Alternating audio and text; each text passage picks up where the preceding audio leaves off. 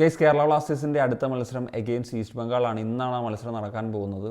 ഈ ഒരു മത്സരത്തിന് മുന്നോടിയായിട്ട് നമുക്ക് സംസാരിക്കേണ്ട കാര്യം, ഒരു എവേ മത്സരമാണ്. നമ്മൾ ഹോമിൽ നടന്ന മത്സരത്തിലൊരു വിജയം സ്വന്തമാക്കാനായിട്ട് സാധിച്ചിരുന്നു.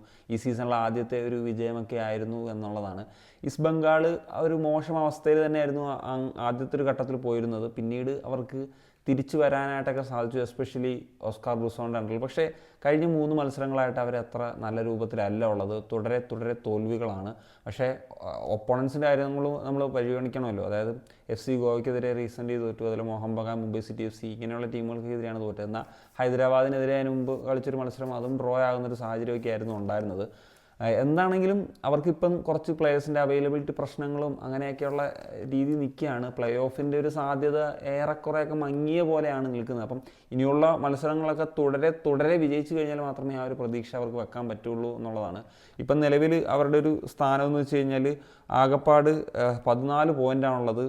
11ാം സ്ഥാനത്തുമാണ് അവർ നിൽക്കുന്നത് എന്നുള്ളതാണ്. കേരള ബ്ലാസ്റ്റേഴ്സിന് 7 പോയിൻ്റ് കൂടുതലുണ്ട്, 21 പോയിൻ്റ് ഉണ്ട്, 8ാം സ്ഥാനത്താണ്. സോ നിലവിൽ കേരള ബ്ലാസ്റ്റേഴ്സിൻ്റെ ഒരു അവസ്ഥ പറയുകയാണെങ്കിൽ ഒഡീഷ FCക്ക് 24 പോയിൻ്റാണ് 17 മത്സരങ്ങളിൽ തന്നെ ഉള്ളത്. അതുപോലെ മുംബൈ സിറ്റി FCക്ക് 16 മത്സരങ്ങളിൽ 24 പോയിൻ്റുണ്ട്. അപ്പം ഓരോ മത്സരങ്ങളും 1 പോയിൻ്റ് പോലും കളയാതെ മുന്നോട്ട് വിജയിച്ച് കയറി കഴിഞ്ഞാൽ മാത്രമേ പ്ലേ ഓഫിൻ്റെ ഒരു സാധ്യത നിലനിർത്താനായിട്ട് സാധിക്കുള്ളൂ എന്നുള്ളതാണ്. ഈസ്റ്റ് ബംഗാൾ ഈ സീസണിൽ അറ്റാക്കിങ്ങിൽ വലിയ തോതിലുള്ളൊരു ഇൻവെസ്റ്റ്മെൻ്റ് ഒക്കെ നടത്തിയതാണ്. ദിമി, മാദി തലാലൊക്കെ തുടങ്ങിയിട്ടുള്ള സൂപ്പർ താരങ്ങളെ എത്തിച്ചു. പക്ഷേ സീസണിൽ ഇതുവരെ 16 ഗോൾസാണ് അടിക്കാൻ സാധിച്ചിട്ടുള്ളത്. കഴിഞ്ഞ വർഷത്തെ ഗോൾഡൻ ബൂട്ട് വിന്നറായിട്ടുള്ള മുൻ കേരള ബ്ലാസ്റ്റേഴ്സിൻ്റെ താരം കൂടിയായിട്ടുള്ള ദിമിക്ക് ഈ സീസണിൽ അധികം ഗോൾസ് സ്കോർ ചെയ്യാൻ സാധിക്കുന്നില്ല.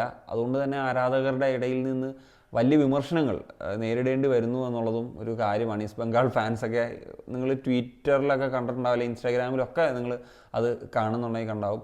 സോ അതിനുശേഷം ആദ്യ ദലാലിൻ്റെ ഒരു ഇഞ്ചുറി ഒക്കെ വന്നിട്ടുണ്ട്. പകരം സെലിസ് എന്ന് പറഞ്ഞിട്ടുള്ള ഒരു പ്ലെയർ പുതുതായിട്ട് വന്നിട്ടുണ്ട് കേട്ടോ. ഒരു വിങ്ങറായിട്ടുള്ള പ്ലെയറാണ്. ലാസ്റ്റ് മാച്ചിലൊക്കെ ഒരു ക്വാളിറ്റി ഉള്ളൊരു പ്ലെയറാണ് എന്നുള്ളതാണ് മനസ്സിലാക്കുന്നത്. പിന്നെ PB വിഷ്ണു നല്ല ഫോമിൽ നിലവിൽ ഉള്ളത്.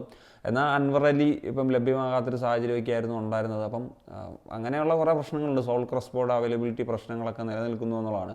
ബ്ലാസ്റ്റേഴ്സിനെ സംബന്ധിച്ചിടത്തോളം ഈ ഒരു മത്സരത്തിൽ ഐബാൻ്റെ ഒരു സാന്നിധ്യം ഉണ്ടാകില്ല എന്നുള്ളത് പറയണം. എന്നാൽ നവോച്ച തിരിച്ചെത്തും. ചില സർപ്രൈസിങ് ആയിട്ടുള്ള നെയിംസ് ചിലപ്പോൾ സ്ക്വാഡിൽ ഉണ്ടാകാനുള്ള സാധ്യതയുണ്ട്. ഇന്ത്യൻ പ്ലേയേഴ്സിൻ്റെ കാര്യത്തിൽ കൊൽക്കത്തയിലേക്കൊക്കെ ചില പുതിയ താരങ്ങൾ ട്രാവൽ ചെയ്തിട്ടുണ്ട് എന്നുള്ളതും ഇൻട്രസ്റ്റിംഗ് ആണ്. പുതിയ താരങ്ങൾ എന്ന് പറഞ്ഞു കഴിഞ്ഞാൽ ഇഞ്ചുറിയൊക്കെ ആയിട്ട് പുറത്തിരുന്ന താരങ്ങളുടെ കാര്യമാണ് ഞാൻ പറയുന്നത്. ഇനി നമുക്ക് ഇരു ടീമുകളുടെയും ഒരു എക്സ്പെക്റ്റഡ് 11 എന്ന് പരിശോധിക്കുന്ന സമയത്ത് ആദ്യം ഈസ്റ്റ് ബംഗാളിനെ നോക്കാം. ഒരു 4-4-2 ഫോർമേഷനിലാകും കളിപ്പിക്കുന്നുണ്ടാകാമെന്നാണ് പ്രതീക്ഷിക്കുന്നത്. ഗോൾ കീപ്പർ എന്ന നിലയിൽ ഗിൽ, സെൻറ്റർ ബാക്കിലേക്ക് വരുന്നൊരു സമയത്ത് ഹിജാസി ആൻഡ് എക്ടോ യൂസ്റ്റെ, റൈറ്റ് ബാക്കിലേക്ക് വരുന്നൊരു സമയത്ത് ചുന്നുങ്ക, ലെഫ്റ്റ് ബാക്കിലേക്ക് വരുന്ന ഒരു സമയത്ത് നിഷു കുമാറിനായിരിക്കും കളിക്കുന്നുണ്ടാകുക. മിഡ്ഫീൽഡിലേക്ക് വരുമ്പോഴത്തേക്കും ജീക്സൺ ആൻഡ് സൗവിക്, റൈറ്റിലേക്ക് വരുന്ന സമയത്ത് വിഷ്ണു, ലെഫ്റ്റിലേക്ക് വരുമ്പോൾ സെലിസ് ആൻഡ് 2 സെൻട്രൽ ഫോർവേഡ്സ് എന്ന നിലയിലേക്ക് വരുമ്പം ദിമി ആൻഡ് ഡേവിഡ് എന്നീ താരങ്ങളെയാണ് എക്സ്പെക്ട് ചെയ്യുന്നത്.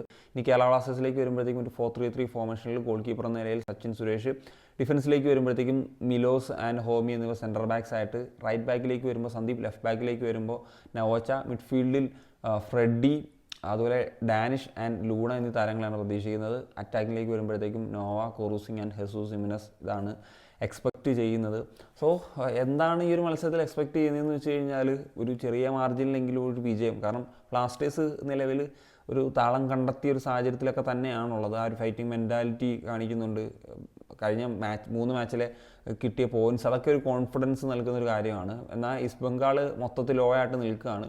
അവരുടെ ഒരു അഡ്വാൻറ്റേജ് എന്ന് പറഞ്ഞു കഴിഞ്ഞാൽ ഹോം മാച്ച് ഈസ്റ്റ് ബംഗാൾ കളിക്കുന്നു എന്നുള്ളത് ആണ്. സോ വെയിറ്റ് ആൻഡ് സീ എന്ത് സംഭവിക്കുമെന്നുള്ളത് നമുക്ക് ഇന്ന് രാത്രി തന്നെ അറിയാം. അപ്പം നിങ്ങളുടെ ഒപ്പീനിയൻസ് തീർച്ചയായും കമ്പോസ് ചെയ്യാൻ.